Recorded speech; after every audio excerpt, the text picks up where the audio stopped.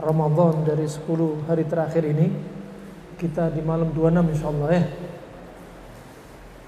Pada kesempatan kali ini kita akan mengisi waktu dari waktu yang Allah jadikan keberkahan, di antaranya malam yang tidak Allah jadikan seperti malam-malam yang lainnya, yang tidak ada yang menyamai dari malam Ramadan ini dari malam-malam yang lainnya. Di antara wujud ketakwaan yaitu duduknya kita untuk mengkaji qala Allah wa qala Rasulullah sallallahu alaihi wasallam. Barakallahu fikum. Tema kita kali ini sebagaimana flyer yang sudah disebar, yaitu sehat al-afiat di bulan Ramadan. Sebenarnya topik ini kalau kita ulas, kita ingat dengan firman Allah Subhanahu wa taala dari surat Al-Baqarah ayat yang ke-184. Allah berfirman, wa antasumu khairul lakum in kuntum ta'lamun. Dan sesungguhnya puasanya Anda semua itu lebih baik bagi Anda jika Anda mengilmuinya. Ayat ini cocok dengan tema yang kita ambil pada hari ini, pada malam ini. Bahwasanya dengan Ramadan kita sehat al-afiat. Kalau kita paham, kita mengilmui tentang Ramadan dari sisi agama, dari sisi al-adillah as-sahihah, juga dari sisi yaitu sisi dunia kesehatan, maka apa? Kita yakin bahwasanya kita puasa itu lebih baik daripada kita enggak puasa. Nah, makanya Allah sampaikan wa antasumu khairul lakum in kuntum ta'lamun. Dan sesungguhnya puasanya Anda lebih baik bagi Anda jika Anda mengilmuinya. Ada kata apa? Jika Anda mengilmuinya. Ilmu tentang apa? Ilmu tentang agama, dalil-dalil tentang keutamaan puasa.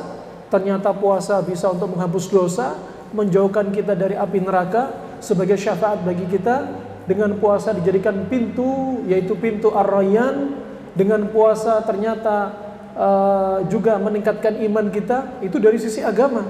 Adapun dari sisi dunia, banyak sekali dengan puasa ternyata bikin sehat al-afiat. Di antaranya apa? Dengan puasa, Masya Allah, racun dalam tubuh kita dibersihkan. Dalam 1 tahun diwajibkan puasa Ramadan. Allah wajibkan, gak Allah sunnahkan. Seandainya puasa Ramadan menjadi ibadah sunnah, niscaya sedikit sekali umat Islam yang puasa. Yang wajib saja mereka banyak yang gak puasa. Dibuka lowongan kerja di bulan Ramadan, gaji sebulannya 10 juta dengan syarat Anda tidak boleh puasa. Ambillah pekerjaan itu. Akhirnya apa? Wa yabi'u dinahum bi'aradhin minad dunya. Mereka menjual agama mereka dengan sedikit dari dunia. Hanya 10 juta ya, dikorbankan puasanya. Ya Rabb. Nah, padahal 1 hari puasa bisa menjauhkan kita dari neraka 70 tahun. Dalam riwayat 100 tahun. Dalam riwayat seperti langit dan bumi. Ya Allah. Duit 10 juta gak bisa menjauhkan dia dari api neraka. Kalaupun sedekah infak, belum tentu dia selamat dari riya. Nasallallahu al-afiyah. Wa inna rahmanallahu jami'an. Wa antasumu khairul lakum in kuntum ta'lamun. Dan sesungguhnya puasa Anda itu lebih baik bagi Anda jika Anda mengilmuinya. Jika Anda mengilmuinya, maka ilmu ini penting puasa nih. Nah, tetapi ingat, kita puasa bukan untuk sehat walafiat, bukan untuk niat sehat walafiat. Kita puasa bukan niat untuk kurus. Kita puasa bukan niat ingin sembuh dari kanker. Kita puasa bukan ingin ini dan itu dari niat dunia. Gak boleh. Niat puasa murni karena Allah. Kenapa? Sarful ibadah li ghairillah fahuwa syirk. Kenapa? Memalingkan ibadah, yang ibadah itu adalah kekhususan untuk Allah, dipalingkan untuk Allah dan dunia, maka itu kesyirikan. Seperti apa? Niat puasa dan niat pingin apa? Pingin kurus. Ini niat dunia, bukan niat untuk Allah. Yang Allah inginkan puasa murni untuk Allah Subhanahu wa taala. Adapun jika dia dapat kesehatan, fisik membaik, Masya Allah, berat badan turun, penyakit sembuh, itu apa? Hanya sekedar mengikuti hikmah di balik syariat Allah Subhanahu wa taala. Hikmah hanya mengikuti. Bukan kita beribadah karena ingin mendapat hikmah. Jangan. Kita ibadah karena Allah. Adapun hikmah mengikuti semua syariat. Ingat, Allah melazimkan puasa bagi umatnya bukan untuk umatnya sakit-sakitan. Itu perlu ditanamkan mindset. Kalau ada yang bilang, ya Allah, sejak awal puasa mah saya kambuh, Masya Allah. Puasanya yang disalahin. Sejak puasa, Masya Allah, gula darah saya naik gara-gara makan kurma. Kurma yang disalahin. Padahal di balik kurma ada es buah, ada nasi, ada gorengan. Kurmanya yang disalahin, ya Rabb. Padahal kata Syekh Hani, seorang ulama ahli tibbun nabawi yang masih hidup di zaman sekarang di Saudi Arabia, yang direkomendasi oleh beberapa dokter, dia mengatakan justru kurma 100 gram atau sekitar 6 sampai 7 biji kalau kurma itu sukari, justru sebagai obat kencing manis. Ya Allah, jangan salahin kurmanya. Masya Allah, sejak awal puasa, ya subhanallah, tensi saya naik. Iya, sahurnya apa? Buka puasanya apa? Nah, sejak awal puasa, Masya Allah, kolesterol saya naik, asam urat saya naik. Masya Allah, setiap Ramadan naik berat badan saya 1 kilo. Masuk ke malam 26, berat badan saya 26 kilo naik. Jangan salahkan puasanya. Allah jadikan syariat puasa bukan untuk Anda tambah sakit, tapi apa? Ada hikmah di balik ini. Kita beribadah bukan untuk mencari hikmah karena Allah Subhanahu wa taala, tapi hikmah mengikuti, bukan kita tambah sakit. Subhanallah. Kalau ada yang puasa tambah sakit, koreksi nih menu sahurnya. Koreksi menu bukanya. Nah, sahur yang sering dilakukan Nabi, Masya Allah, seringnya sahurnya kurma. Makanya Nabi bersabda, ni'ma suhurul mu'min at-tamr. Senikmat-nikmat menu sahurnya seorang mukmin kurma. Hadits riwayat Abu Daud dari Abu Hurairah. Allahumma sayyiban nafi'an, Allahumma hawalaina wa la alaina, Allahumma ala tirabi wa ala akami wa ala butunil awdiyati wa ala manabitis syajari. Biar apa? Biar hujan yang turun enggak datangkan banjir. Biar hujan turun enggak datangin longsor, ya. Kaum muslimin mungkin lupa, di antara kaum muslimin turun hujan malah dicela, malah dimaki. Bukan doa Allahumma sayyiban nafi'an, ya Allah jadikan hujan ini bermanfaat. Allahumma hawalaina wal alaina, ya Allah jadikan hujan ini bermanfaat untuk kami, jangan jadikan azab. Allahumma ala tirabi wa ala al-akami wa ala butunil awdiyati wa ala manabitis syajari. Ya Allah, hujan ini kalau turun alihkan ke lembah-lembah, ke akar-akar pohon, ke jalur-jalurnya. Masya Allah, indah. Ya, ini niscaya nggak ada banjir. Ya. Maka kaum muslimin semakin jauh dari sunnah, banyak sunnah yang ditinggalkan dan banyak musibah akhirnya. Nah, kemudian rahmatullah jami'an, poin ini, ya. Maka kalau ada orang puasa tambah sakit, koreksi pola makannya, koreksi sahurnya, nah, koreksi buka puasanya. Nabi seringnya makan sahur kurma, nggak ada ditambah-tambahin. Nabi ada daging onta, daging kambing, roti juga ada, tapi Nabi lebih condong apa? Seringnya sahurnya kurma. Buka puasa juga demikian. Sahurnya Nabi kurmanya apa? Kurma tamr, kurma kering. Kenapa? Kalorinya lebih tinggi. Buka puasanya kurma rotab, kalorinya lebih rendah dan lebih cepat dicerna. Alhasil rahmatullah, kalau kita sakit jangan salahkan ibadah puasa.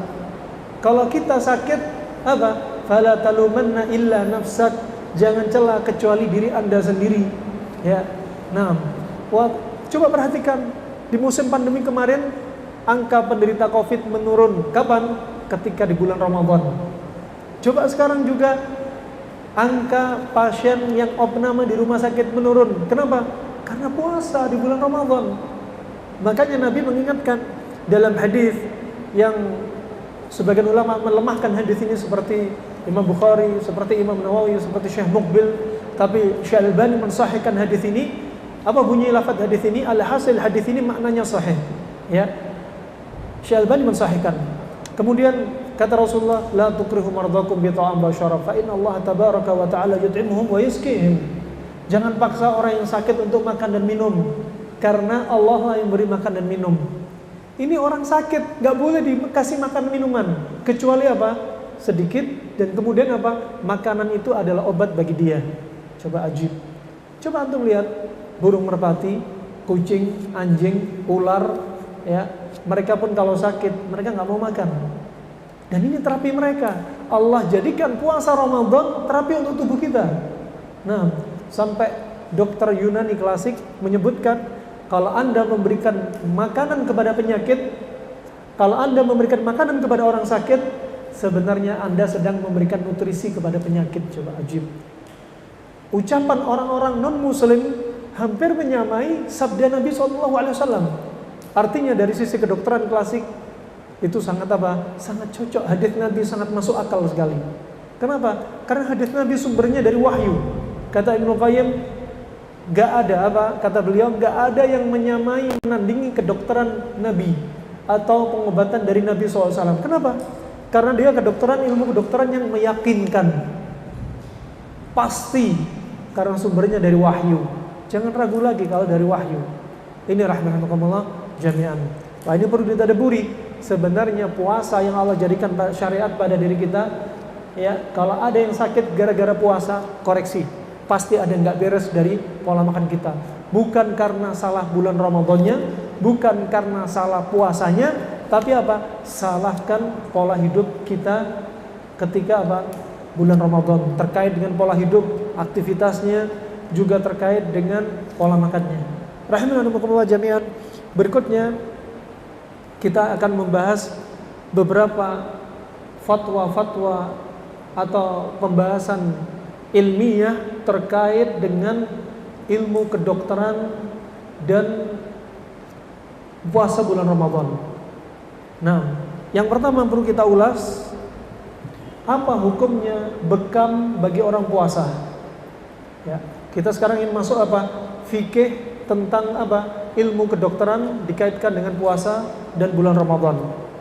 Apa hukumnya bekam bagi orang yang puasa? Nah, karena apa? Ini akan menjadi pertanyaan, dan satu saat antum akan ditanya. Kalau antum paham ilmunya, dalil ilmiahnya, sudah antum pegang nih dalil. Nah, pertama rahimahumullah, telah berpendapat jumhur ulama, di antaranya madhab Imam Malik, madhab Imam Syafi'i, dan madhab Abu Hanifah, bahwasanya bekam tidaklah membatalkan puasa. Nih ingat konsep. Bekam tidak membatalkan puasa. Pendapatnya siapa tadi? Jumhur. Ya, jumhur ulama. Ya. Maka bekam ini yang sahih tidak membatalkan puasa. Ya, enggak ragu lagi.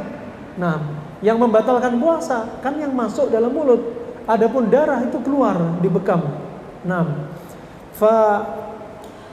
ucapan-ucapan ini diantaranya kalau dinisbatkan kepada para sahabat, diantaranya adalah termasuk pendapatnya Ibnu Umar, Ibnu Abbas, Anas bin Malik, dan Abu Sa'id. Nah, kemudian rahimahumullah,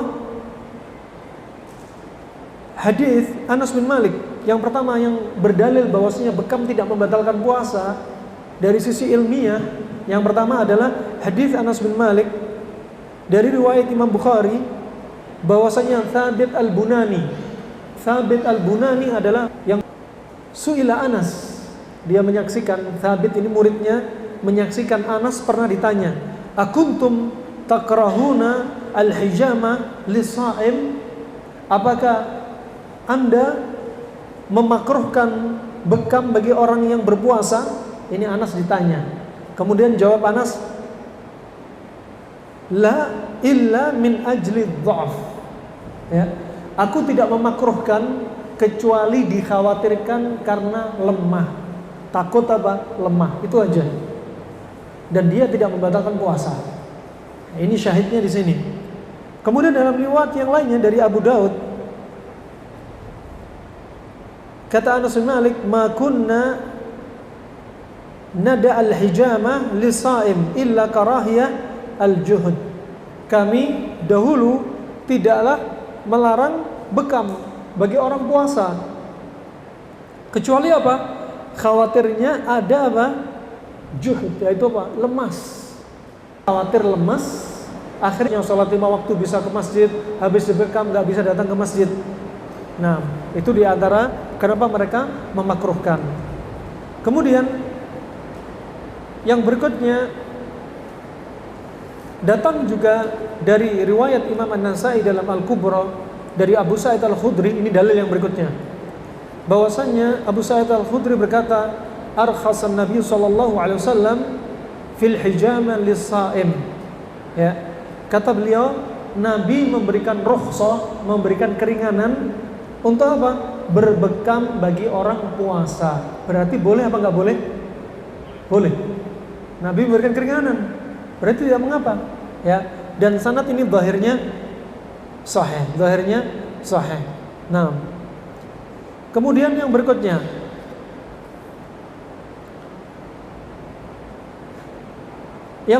adalah ucapan Ibnu Abbas. Ya, ucapan Ibnu Abbas, ya, sebagaimana dirajihkan dalam madhabnya Imam Al-Bukhari.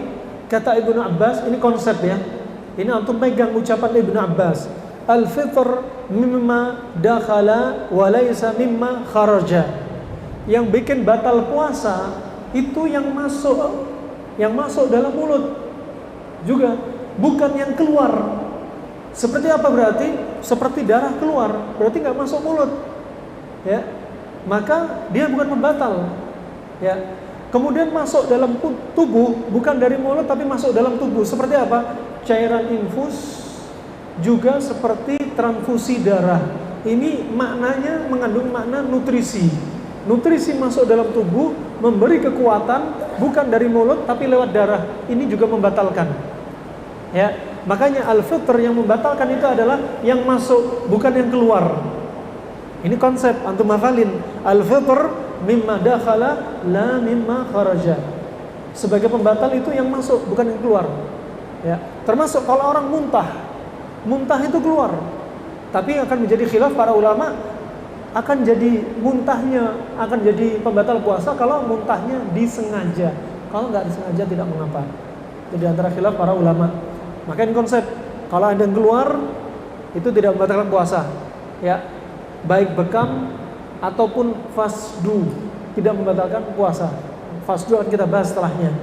Nah, kemudian yang berikutnya, mungkin antum pernah dengar hadis aftaral hajim wal mahjum. Batallah puasa orang yang berbekam dan yang dibekam. Batal, sebagai pembatal. Ya. Kok bisa? Orang yang membekam dan dibekam batal puasanya. Ini hadis Nabi. Hadis Nabi sahih, tapi apa? Hadis ini mansukh. Hadis ini dihapus hukumnya. Ya. Dengan apa? Hadis-hadis yang sebelumnya pernah juga disebutkan, di antaranya apa? Anna Nabiy sallallahu alaihi wasallam kana muhriman wal muhrim yakunu musafiran wal musafir yajuz lahu ayyuftir. Ya. Pernah juga Nabi SAW berbekam dalam keadaan dia berihram. Bekam dalam keadaan Nabi puasa. Berarti apa? Hadis batallah puasa orang yang dibekam dan pembekam. Hadisnya apa tadi? Mansukh, dihapus. Sama hadis-hadis yang sudah kita baca tadi. Ya, karena hadis ini lebih awal, sedangkan hadis yang barusan lebih datang hukumnya, lebih baru, sehingga menghapuskan yang lama.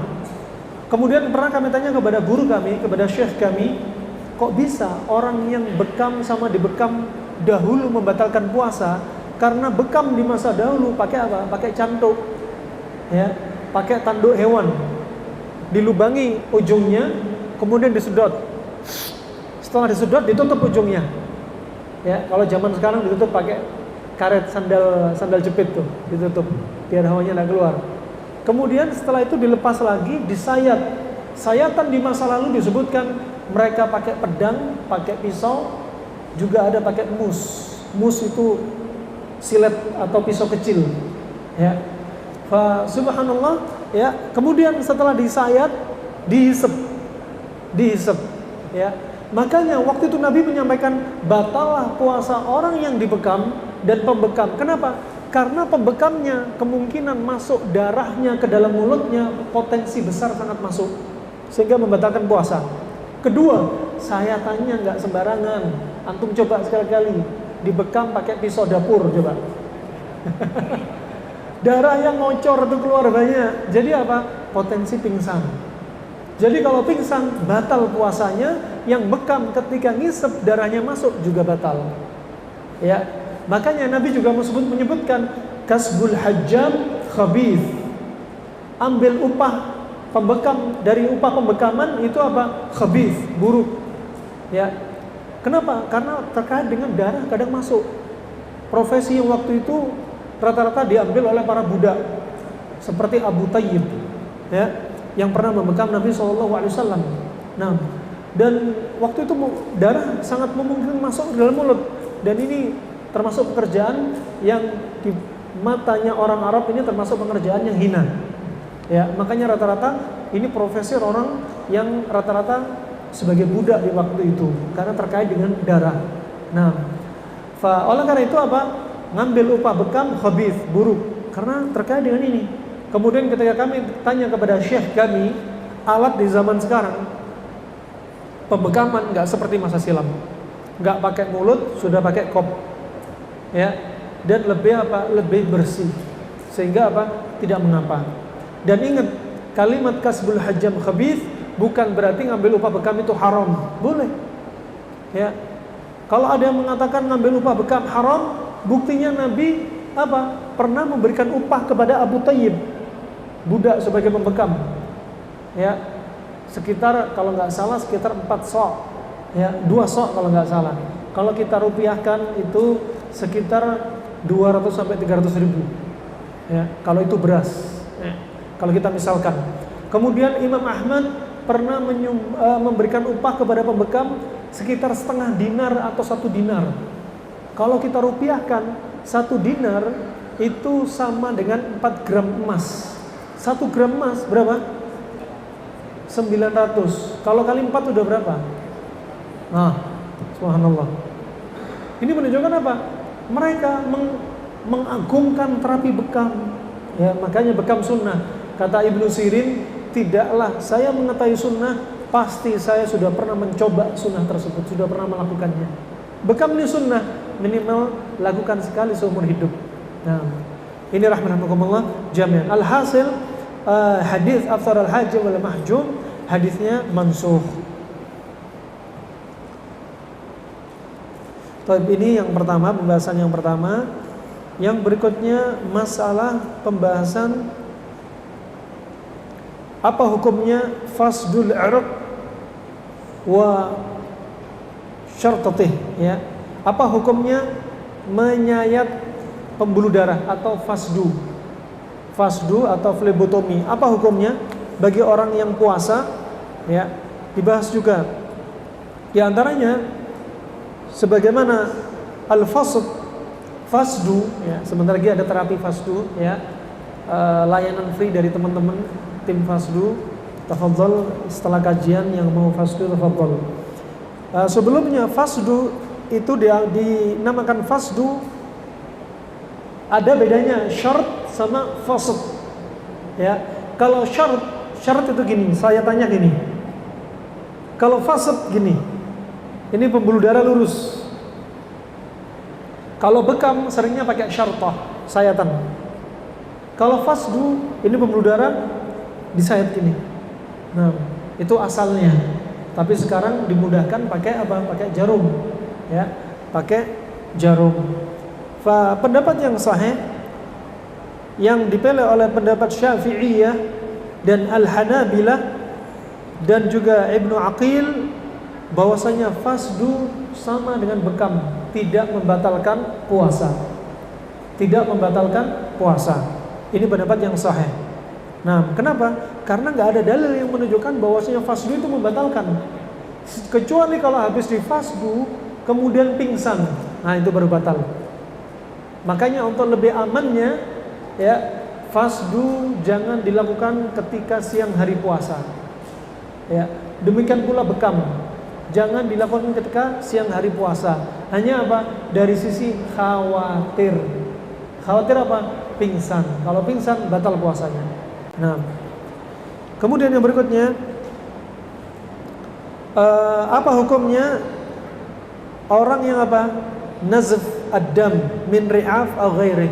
Hukumnya orang mimisan, keluar darah dari hidung. Apa hukumnya? Ya. Keluar darah dari gigi, gusi berdarah, juga hidung berdarah, ya.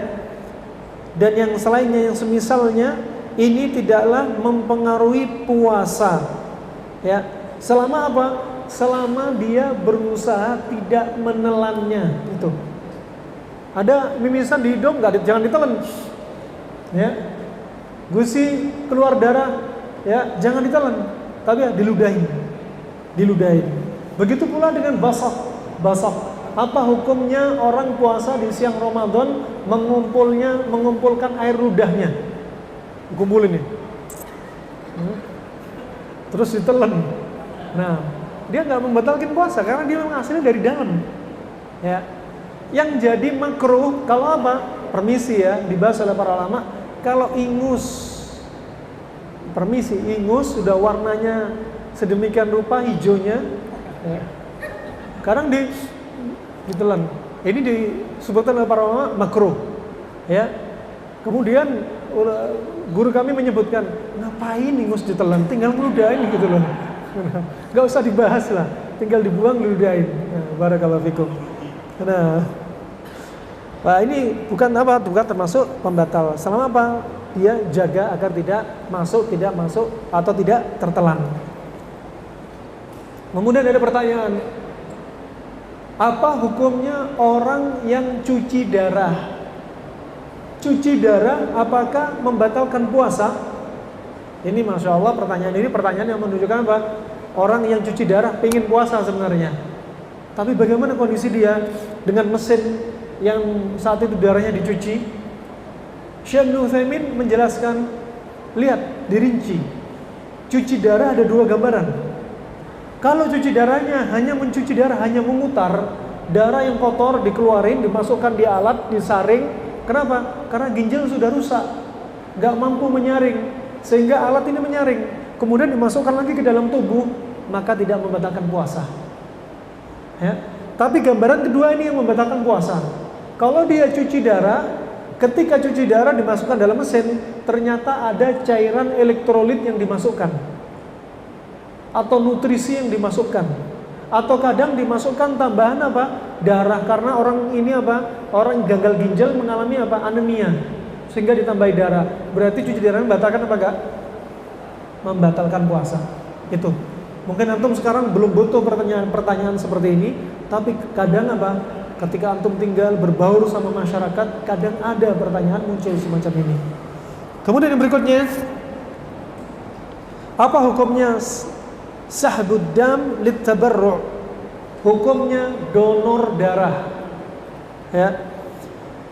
Al-Allamah ya, Ibnu Baz, juga Ibnu Utsaimin, juga Shalih Al-Fauzan, dan kebanyakan para ulama berpendapat orang yang donor darah membatalkan puasa.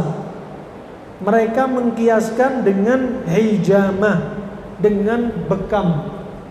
Benar apa enggak? Yang benar bekam membatalkan puasa apa enggak? Enggak. Berarti kias ini salah. Berarti orang donor darah bukan sebagai pembatal puasa. Cuma itu tadi, khawatir kalau lemes. Apalagi donor darah sampai setengah liter, ya. Nah, yang di pendonornya Masya Allah badannya kurus lagi. Nah, dihabisin darahnya, tambah kering tuh. Kemudian fadhahir wallahu alam, bahwasanya donor darah tidaklah membatalkan puasa, tidak membatalkan puasa. Kemudian masalah yang berikutnya, apa hukumnya menggunakan celak di siang Ramadan? Ya, antum pernah pakai celak enggak? Celak ini termasuk apa? Salah satu dari jadwal tibbun nabawi. Dari apa? Dari termasuk obat-obat dari Nabi, yaitu celak batu ismid. Nabi sudah bersabda, khairu iktihalikum bil ismid, fa innahu yajlu al-basar wa yumbitu asy'ar. Kata Nabi apa? Hendaknya Anda kalau bercelak, sebaik-baik celak yang digunakan adalah celak batu ismit, yang dia ini menjernihkan pandangan mata, juga menumbuhkan rambut. Sudah kita beriman, ya. Subhanallah, baru diteliti oleh para ahli laborat dan ahli kedokteran. Ternyata celak batu ismit mengandung tinggi potasium. Ternyata benar, bisa potasium sebagai penumbuh rambut. Rambut di mata atau rambut kepala kita. Orang yang rambutnya rontok, mulai botak, nih pakai celak batu ismit, bagus. Bukan botaknya dicelakin, bukan. Ya, ambil celak batu ismit nih, kasih air hangat, diolesin. Ya, itu diantaranya hanya hadis Nabi. Ya, dan subhanallah ada teman kita yang sudah mencoba, matanya minus, kalau ngelihat cahaya matahari silau, kalau ngelihat gadget nggak kuat lama. Melihat komputer nggak kuat lama, menggunakan celak batu ismit baru 2 pekan dengan izin Allah sembuh. Coba aja, ya. Celak batu ismit yang paling bagus kata Ibnu Qayyim yang warnanya hitam kemerahan. Hitam kemerahan. Ini kata Ibnu Qayyim. Cara menggunakannya gimana? Pakai ada tangkainya, jangan ditaruh di bawah mata sini, bukan, ya nggak ngefek nanti. Dibuka matanya, nih. Ada sklera namanya, yang warna merah. Kalau orang anemia biasa warnanya pucat. Nah, ini diletakkan di situ batunya. Itu ajib, ya. Betul-betul bisa membantu menjernihkan mata. Nah, silakan dicoba, ya. Kalau untuk kaum wanita, jangan digunakan celak batu ismit ketika apa? Ketika keluar rumah. Gunakan ketika malam hari. Biar apa? Nggak nimbulin fitnah. Ya, celak batu ismit ini digunakan sejak zamannya Fir'aun. Istri-istrinya Fir'aun biasa menggunakan celak batu ismit. Orang di masa lalu menggunakan celak batu ismit, kenapa? Biar nampak mata itu apa? Lebih lebar. Mata juga bersih. Di Arab cahaya matahari panas menyilaukan. Celak batu ismit mendinginkan cahaya yang panas. Subhanallah. Ajib, Allah ibarik. Makanya kalau orang sakit mata, obatnya salah satunya celak batu ismit. Makanya ciri-ciri apa? Wanita yang sempurna, ciri-cirinya apa? Matanya belok, mata sipit, berarti nggak sempurna. Pernah ada seorang wanita, seorang lelaki yang meminang wanita dari Madinah, wanita Ansariyah. Kemudian Nabi berkata kepada dia, hal nadhar ilaiha, kamu sudah nadhar belum? Ini apa? Ada syariat nadhar, kalau mau nikah nadhar halal. Antum melihat wanita di jalan haram, tapi kalau melihat wanita yang mau antum nadhar halal. Ya, wah ini Nabi tanya, kamu sudah lihat dia belum? Kata Nabi, lamma ya Rasulullah, undur ilaiha, lihatlah wanita Ansariyah Madinah ini, fa inna fi a'yunihinna syai', karena pada wanita Ansariyah itu ada matanya ada sesuatu. Sesuatu apa maksudnya? Matanya agak sipit. Orang Madinah sipit, gimana kalau kita, ya? Lebih sipit lagi, ketawa gitu merem udah. Ini rahmanakumullah jami'an, menunjukkan apa? Orang Arab di masa silam sampai zamannya Fir'aun sudah biasa menggunakan celak untuk menghiasi mata mereka, nampak mata mereka lebih lebar, menangkal dari panasnya matahari, debu-debu, ya, juga menjernihkan mata, menumbuhkan rambut, masya Allah. Ya, nah, termasuk terapi fasdu. Terapi fasdu sudah ada sejak zamannya Fir'aun, ya, tapi nggak dikatakan sunnah sama Nabi. Ya, pengobatan Arab klasik sebagiannya bukan dimasukkan sunnah, sebagian masuk sunnah. Yang masuk sunnah kalau Nabi sampaikan. Seperti apa? Celak batu ismit. Seperti apa? Bekam. Tapi fasdu nggak masuk. Tapi ya boleh. Bukan berarti yang nggak datang dari Nabi nggak boleh dilakukan untuk urusan dunia. Boleh. Kalau agama hanya kita ambil dari Nabi. Nah, ini rahmanakumullah jami'an. Menggunakan celak, ya, menggunakan celak itu tidaklah membatalkan puasa. Karena kaidahnya apa tadi? Kaidahnya Ibnu Abbas apa? Nah, ahsan. Dihafalin juga bahasa Arabnya. Al-fitr mimma dakhala la mimma kharaja. Nah, celak ini nggak masuk mulut, nggak masuk apa. Sekarang celak ini, adapun kalau dinisbatkan sebagaimana datang dari Aisyah radhiyallahu anha, bahwasanya Nabi SAW pernah iktahala Nabi SAW fi Ramadan wa huwa sha'im. Ya, Nabi menggunakan celak di bulan Ramadan, di siang Ramadan ketika dia puasa. Hadis ini lemah, ya. Hadis ini lemah, tapi apa? Syahidnya celak tidaklah membatalkan puasa. Tapi ingat, untuk kaum wanita gunakan celak ketika di rumah. Ketika keluar rumah jangan bercelak, karena jelas kelihatan kaum laki-laki. Ya. Kaum laki-laki juga, para ulama juga demikian. Gunakan celak kalau bisa di malam hari. Apalagi ada kaum laki-laki, ya, belum nikah lagi pakai celak, nggak punya jenggot. Ini kalau kata orang Arab namanya murdan. Laki-laki menyerupai wanita. Anak laki-laki di Arab lebih cantik daripada anak wanita loh ya. Kalau belum punya jenggot. Makanya jenggot nih penting ini. Jenggot jangan dipotong biar kita nggak kayak perempuan, ya kan? Nah, udah nggak punya jenggot pakai celak. Nah, makanya khawatir termasuk murdan. Nah, fa ini rahmatullah. Makanya dilarang mereka, dilarang menggunakan terutama orang yang murdan. Kemudian bagaimana terkait dengan tetes mata? Tetes, menggunakan tetes mata, ya. Mau tetes mata herbal, mau tetes mata dari apotik, apa hukumnya? Ulama khilaf. Di antaranya seperti Syekh Ibnu Utsaimin menyebutkan antara mata dan hidung itu ada salurannya kecil sekali, namanya sulcus lacrimalis. Dari mata ke tenggorokan ada saluran kecil. Makanya kalau antum ditetes mata, biasa tenggorokan pahit. Menunjukkan apa? Ada saluran kecil. Ya, apakah membatalkan puasa? Pendapat yang paling benar, tetes mata kalau kerasa masuk ke tenggorokan tinggal dibuang saja, dan dia tidak membatalkan puasa. Dia tidak membatalkan puasa. Ini yang benar. Al-khulasah.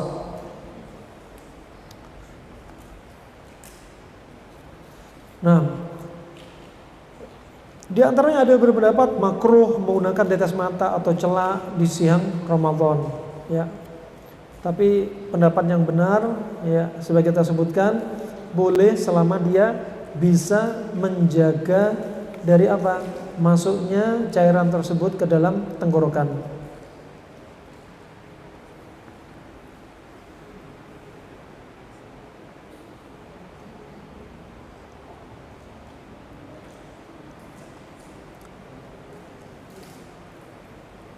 Bagaimana dengan gurah yang dimasukkan cairan ke hidung? Biasanya menggunakan madu atau cairan-cairan yang lainnya ke dalam hidung, ya.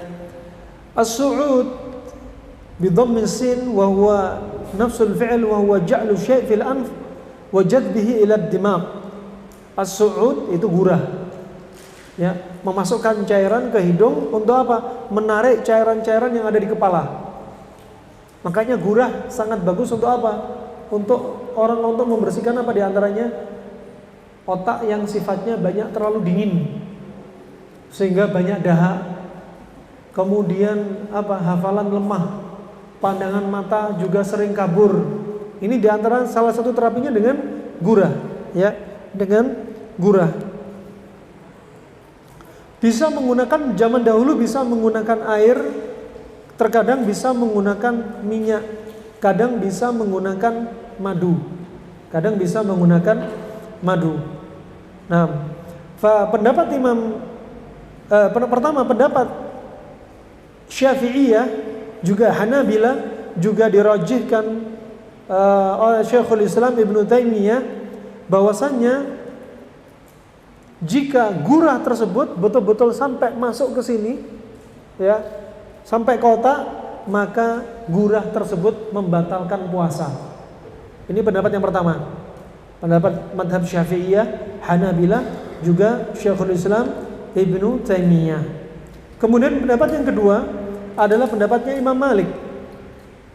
Kata beliau, bahwasanya hal tersebut, gurah tersebut tidaklah membatalkan puasa, kecuali jika gurahnya masuk ke dalam tenggorokan, ketelan. Baru itu membatalkan puasa. Kemudian pendapat yang ketiga adalah pendapatnya Ibnu Hazm dan An-Nakhai, bahwasanya demikian apa? La ba'sa bihi lis-shaim. Tidak mengapa untuk orang yang puasa, ya, walaupun siang hari.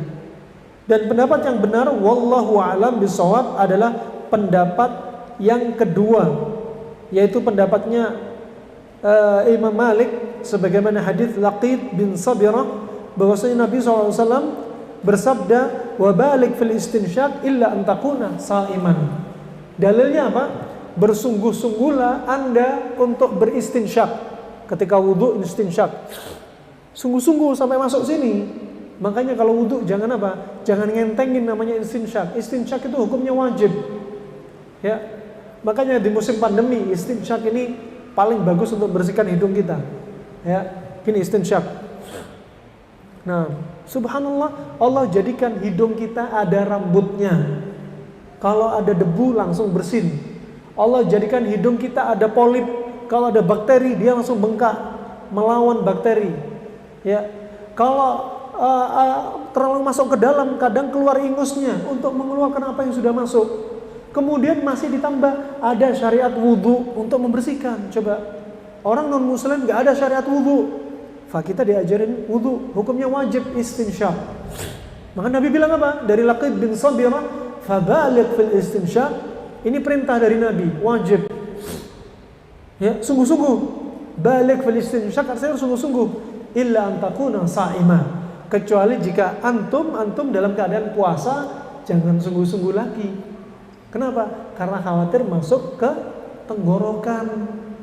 Kalau maghrib, isya, sungguh-sungguh, ya kan? Karena sudah nggak puasa lagi. Nah, atau wudhu sebelum sholat fajar. Tapi kalau sudah adzan fajar sebelum adzan maghrib, maka nggak boleh wudhu kita bersungguh-sungguh sebagaimana kita nggak puasa. Dibedakan. Kalau lagi nggak puasa, sungguh-sungguh. Kalau lagi puasa, siangnya, ya, maka apa? Dia nggak boleh sungguh-sungguh. Artinya nggak boleh betul-betul sampai masuk. Ya, wah ini termasuk hikmahnya. Dari sini hukumnya gura tidak mengapa. Gura di siang hari, tetesin ke hidung sambil tidur. Caranya tidur terlentang, dimasukkan madu atau minyak gura, dimasukkan ke hidungnya. Kalau sudah mau masuk ke rasa tenggorokan, langsung berbalik dikeluarkan, maka tidak mengapa. Karena sekali lagi kembali kaidahnya Ibnu Abbas apa tadi? Al-fitr mimma dakhala la mimma kharaja, itu. Nah, barakallahu fikum. Kemudian yang berikutnya, apa hukumnya suntik bagi orang yang puasa? Ya, apa hukumnya suntik bagi orang yang puasa? Nah, suntik bahasa Arabnya ihtiqan, huwa idkhalul adwiya min tariqid dubur wa huwa ma'ruf wa la yazalu ya'mal, yaitu menyuntikkan obat di apa? Permisi, di bokongnya. Di bokongnya. Antum kebayang kalau antum berangkat ke Yaman, nih ngelihat dengan mata kepala sendiri. Kalau ada pasien datang ke puskesmas, diapain sama dokternya? Oh, kamu kena ini, kamu perlu disuntik. Ini obatnya ya, saya siapin. Jadi ada botol obat, diambilin suntikan sama dokter, suntikannya dikasihkan pasien. Nyuntiknya di mana? Di rumahnya sama istrinya. Gimana caranya? Suaminya berdiri, ya, istrinya pegang suntikan, disuntikkan di balik jubah atau pakaiannya atau sarungnya. Jadi nggak ada dibuka kelihatan bokongnya, nggak ada. Langsung aja, langsung dibalik pakaiannya, ya, disuntikin. Sambil berdiri lagi, coba aja. Makanya kalau antum dapat istri orang Yaman harus siap-siap. Nah, disuntikin gini sambil berdiri, nggak ada tidur, dimanja-manjain tidur, dioles-oles sama alkohol, ya, dicari posisinya, dibentangkan, baru ditusuk, enggak, berdiri, jelas gitu kan. Nah, ini negeri koboi. Nah, wal masyhur, ya, masyhur min madhab Ahmad wa Syafi'i annaha tuftir. Masyhur dari pendapat Imam Ahmad, pendapat Imam Syafi'i, bahwasanya ini apa? Menyebabkan dia batal puasanya. Lihat, kalau kita sering duduk kayak gini majelis, dikit-dikit berkata madhab Syafi'i, Imam Ahmad, Abu Hanifah, Imam Malik, Ibnu Sirin dan lain sebagainya, dada kita lebar. Tapi kalau orang jarang menuntut ilmu, yang dipegang madhab Syafi'i terus, Kalau ada datang dari mazhab Imam Ahmad dibenci. Ya. Tapi kalau kita semakin lama duduk menuntut ilmu, dada kita semakin lebar apa? Menghadapi khilaf. Kalau orang ilmu masih pendek, dangkal, ya, dialah sumber penyebab fitnah. Wah, ini pendapat gini kok. Oh, pendapatnya saya gini, padahal pasti banyak pendapat-pendapat yang lain. Ya, makanya banyak-banyak menuntut ilmu. Nah, wah, ini pendapatnya bahwasanya pendapat mazhab Imam Ahmad, Imam Syafi'i, dia menurut mereka adalah membatalkan. Nah, ada pun pendapat yang lainnya, pendapatnya Ibnu Hazm, Syekhul Islam Ibnu Taimiyah, juga riwayat dari Imam Malik, ya, juga tarjih dari Syekh Ibnu Utsaimin, juga Syekh bin Baz, bahwasanya suntik itu tidak membatalkan puasa. Ya, karena dia tidak dihukumi seperti makan dan minum secara bahasa atau secara uruf. Berarti vaksin batalin puasa enggak? Enggak batalin puasa. Kecuali kalau antum mau divaksin, ya, diambil suntikannya dibuka, diteteskan ke mulut. Ya, baru batalin puasa vaksinnya. Kalau disuntikan enggak batalin. Kalau obat vaksinnya ditetesin ke mulut, baru batalin puasa. Nah, jadi vaksin nggak batalin puasa, suntik demam tidak batalin puasa, antibiotik nggak batalin puasa. Yang batalin puasa kalau disuntik lewat pembuluh darah, isinya vitamin, isinya nutrisi, infus dan transfusi darah. Karena itu maknanya apa? Nutrisi. Baru itu membatalkan puasa. Nah, kemudian yang berikutnya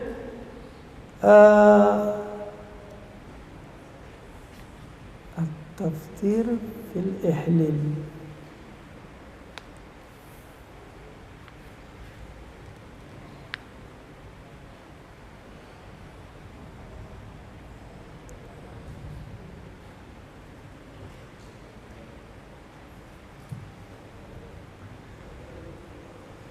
La ilaha illallah.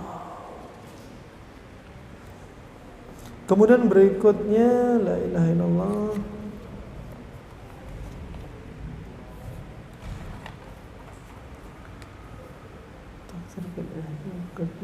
Taqayyu as-sha'im. Berikutnya pembahasan tentang muntah bagi orang puasa. Ya.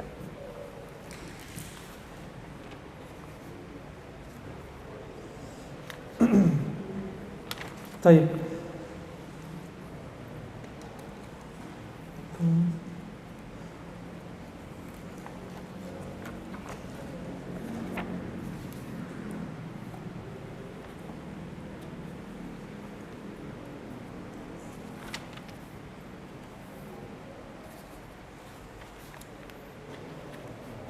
Oh, ini Masya Allah sampai ada dibahas. Apa hukumnya hubungan intim bagi orang puasa dalam keadaan dia lupa? Hubungan intim bisa lupa gitu. Ini khilaf, ada dibahas tidak mengapa bagi mereka. Ketika hubungan intim baru ingat langsung ditinggalin gitu ya. Nah, ada yang benar-benar pendapat kedua wajib qadha. Ya. Pendapat ketiga wajib qadha dan kafarah. Ya. Alhasil kalau lupa kata Syekh bin Baz tidak membatalkan puasa walaupun hubungan intim. Ada dua keadaan hubungan intim tidak membatalkan puasa. Pertama, siang-siang hubungan intim suami istri. Suami istri sama-sama lupanya. Kalau menurut tidak, kalau satu yang asyik kayak gini lupa itu jarang biasanya. Kalau lupa saking parahnya. Satu, kedua, ketika kapan? Ketika mereka nggak tahu hukumnya. Karena terjadi di Kampung Badu siang Ramadan hubungan intim. Yang penting dia nggak makan nggak minum. Hubungan intim nggak mengapa. Ketika ditanyai sama para ulama, gimana batal nggak? Nggak batal. Kenapa? Mereka dalam keadaan jahil. Jadi lupa sama jahil termasuk apa? Rufi al-qalam. Kemudian yang berikutnya taqayyu as-sha'im. Apa hukumnya muntah bagi orang puasa? Karena ada dalam sisi pengobatan klasik, muntah itu termasuk terapi. Antum kalau lambung nyeri, subhanallah lambung nyeri, lambung nggak nyaman, begah, ada kaitannya sama mata. Ternyata mata kabur, subhanallah ajib. Terapinya apa diantaranya? Muntah. Caranya gimana? Tangan dimasukkan, diletakkan di anak lidah, di ufula, digaruk-garuk, ya, dirangsang muntah. dikeluarin. Ketika muntah, subhanallah, mata jadi pandangan jadi lebih jernih. Ya, kenapa? Membersihkan lambung dan lendir yang ada di lambung. Ya, ini diantaranya kenapa dibahas muntah? Karena muntah juga sebagai terapi. Muntah juga sebagai terapi. Berpendapat jumhur ulama bahwasanya muntah ini ya itu membatalkan puasa kalau sengaja memuntahkan. Seperti apa? Terapi muntah di siang hari seperti tadi. Ini apa? Termasuk membatalkan puasa. Ini pendapat jumhur ulama. Ya. Adapun kebanyakan muntah, hukumnya sebenarnya tidak membatalkan puasa. Ya, kecuali satu ini yang membatalkan puasa kalau apa? Kalau disengaja. Kalau naik kendaraan lagi safar, dia tetap puasa, muntah, tidak batalin puasa. Ya. Masya Allah mencium aroma yang tidak menyenangkan, muntah, nggak batalin puasa. Ya, yang batalin puasa kalau dimuntahkan dengan sengaja. Nah, sebagaimana datang dari riwayat Abu Daud dan Tirmidzi dalam Sahihul Musnad mimma laisa fis sahih, ya, ala Syekh Muqbil rahimallah, disebutkan bahwasanya dari Thauban radhiyallahu anna Rasulullah sallallahu alaihi wasallam qa'a fa aftar. Karena Nabi SAW apa? Pernah muntah dan dia berbuka. Pernah muntah dan dia berbuka. Kenapa? Pernah sengaja memuntahkan. Ya. Juga hadis Nabi SAW dalam riwayat yang lainnya dari Abu Hurairah, ya, riwayat Abu Daud dan Ibnu Majah, man dara'ahu qai' wa huwa sha'im falaysa 'alaihi qada' wa in istaqa falyaqdi. Barang siapa yang dia muntah nggak disengaja, nggak ada dia keinginan untuk muntah, bukan dari keinginan dia, maka apa? Falaisa alaihi qada, nggak ada qada bagi dia, puasa tetap lanjut. Wa in istaqa falyaqdi. Tapi kalau dia sengaja ingin memuntahkan, maka apa? Dia harus mengqadha. Menunjukkan apa? Puasa dia batal. Puasa dia batal. Kalau nggak disengaja, muntahnya nggak disengaja, berarti laki-laki masuk kaidah Ibnu Abbas apa tadi? Al-fitr mimma dakhala la mimma kharaja. Adapun muntah itu keluar, bukan masuk. Nah,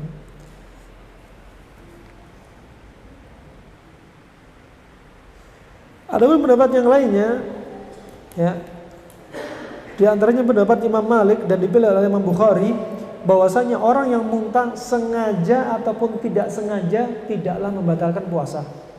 Ini pendapat yang lainnya. Adapun jumhur lebih memilih kalau sengaja membatalkan puasa, kalau nggak sengaja tidak membatalkan puasa.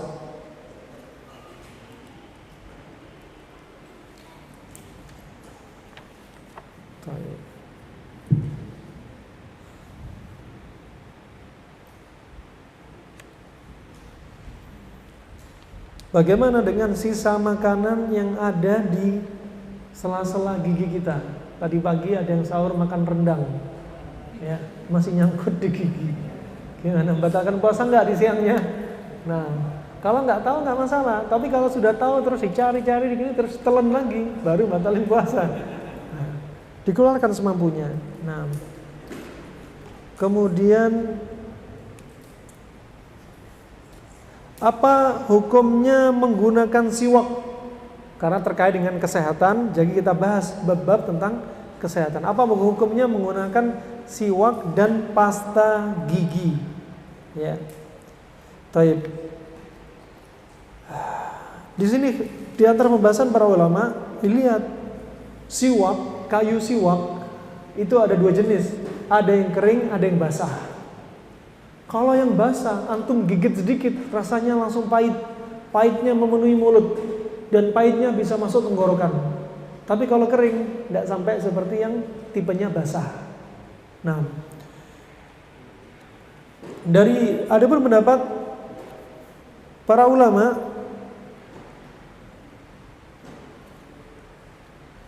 kita ringkas saja ya. Ada pun pendapatnya Syekh Ibnu Utsaimin, mau baik dia menggunakan siwak atau pasta gigi di siang hari, hukumnya apa? Yang paling afdal tidak menggunakan pasta gigi. Kemudian kalaupun menggunakan diperbolehkan, tapi apa? Yahtariz anhu, menjaga dari pasta gigi agar tidak masuk rasanya. Kenapa? Karena ada pasta gigi yang rasanya kuat, pedas, dan apa? Yanfut ilal mi'dah, bisa sampai ke lambung. Makanya berarti masuk. Nah, berarti masuk. Ya, tapi kalau dia kira-kira bisa menjaga pasta gigi tidak terlalu merangsang, tidak terlalu menyengat, maka apa? Menggunakan pasta gigi dan ini pun apa? Ya, teriz anhu, dijaga agar tidak sampai tertelan. Nah, rokok nggak batalin puasa, cuma asap. La yusminu wa la yughni min ju', nggak bikin gemuk, nggak bikin apa? Kenyang juga kok rokok. Jadi nggak batalin puasa kata mereka gitu. Ternyata rokok memang masuk lambung, masuk paru-paru, ya. Maka disebutkan dalam bahasa Arab syurbud dukhan.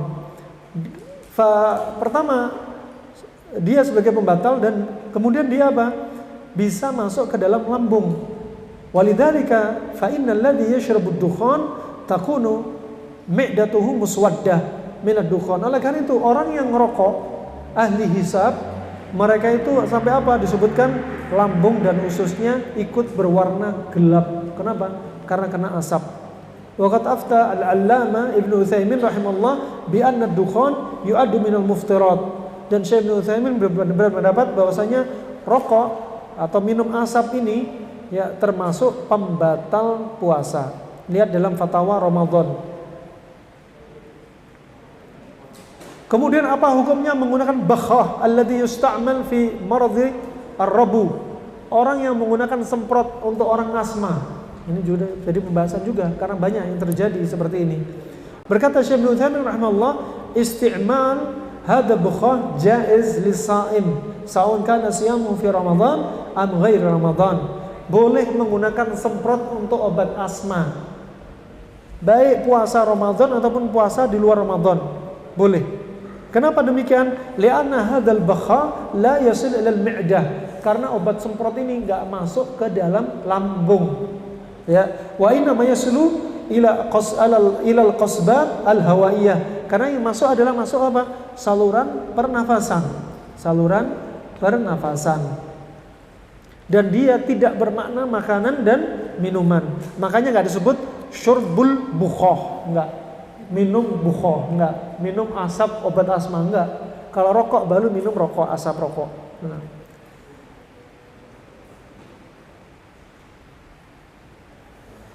Kemudian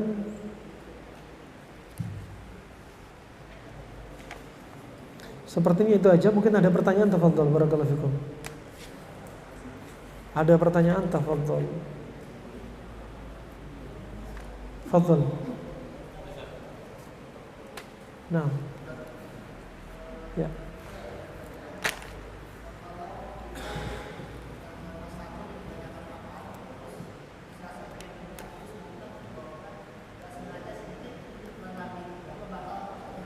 Coba pakai mic-nya, ada mic lagi. Kurang keras.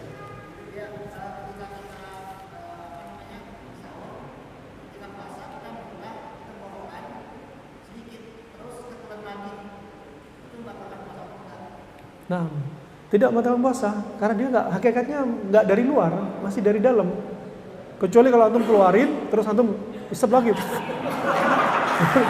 batalin puasa kalau itu.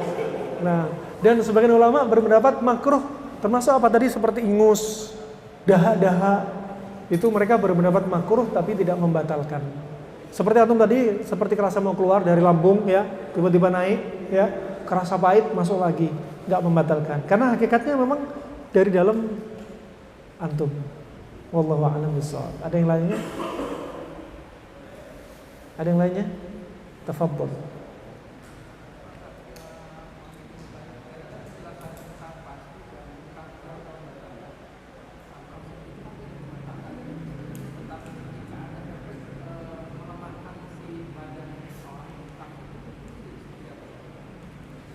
Nah, barakallahu fiik. Wah, masuknya nanti seperti itu tadi, seperti kalau Anas, konsepnya Anas bin Malik apa? Karahiyatul juhud. Kalau bikin lemes. Nah, itu tadi. Pintu ibadah banyak tertutup. Seperti contoh nih ya. Ketika Yaum Arafah, jamaah haji puasa enggak? Puasa enggak? Yang puasa kita-kita kan? Kenapa? Karena waktu itu banyak ibadah yang harus mereka lakukan. Kalau mereka puasa, malah makruh hukumnya. Mereka memaksakan puasa dalam keadaan mereka Arafah, Yaum Arafah. Akhirnya apa? Pintu ibadah banyak ketutup, lemes, jalan lemes, mau zikir nggak kuat, ya dan lain sebagainya. Makanya apa? Mending bagi mereka nggak puasa. Justru bukan kebaikan bagi mereka puasa di hari Arafah. Kita lah yang asal jangan di spa ya, bahaya kalau di spa. nah, ada terapi gini kemudian bikin fresh, yaitu tadi al-fitr, bahaya nanti. Yang habis dari Nabi dan dia keberkahan dari Nabi termasuk lebih dari 1000 hadis, termasuk yang tahu kebiasaan Nabi, ya karena menservis Nabi dan dia menyaksikan Pekam di siang Ramadan. Berarti hadir kan kecuali apa? Kapan? Menjelang adzan maghrib misal. Ada paling bagus di malam hari. Nah, wallahu a'lam bishawab. Cukup insyaallah. Terakhir.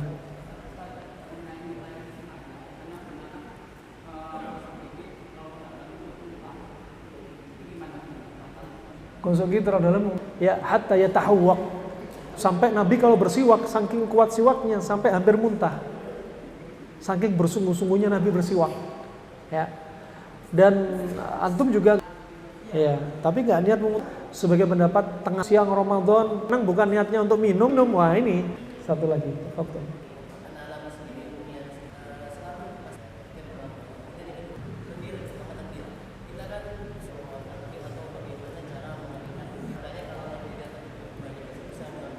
Nanti ikut kajian, insya Allah. Jika ada kita